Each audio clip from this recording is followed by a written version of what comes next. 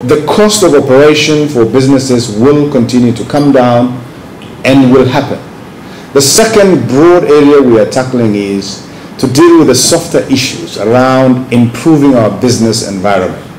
We want to make sure that businesses, be they local or foreign, can thrive in our country.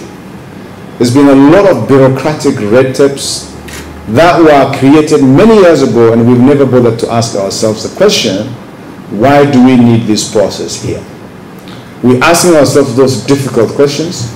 It is tough to change what we have developed over 50 years, in a year or two, but that journey has started. We are making some bold steps, making some, actions to make sure that it's no more who you know and how you can work with people to actually deal with making it easy for businesses to actually thrive in this space. So I just want to assure the business community that whatever we are doing is all being done to build a strong partnership between government and private sector to ensure that we are all aligned, understanding what their concerns are, and also government doing what it ought to do. And the two big things that I mentioned is so critical for the private sector. But today is really just talking about air conditioning.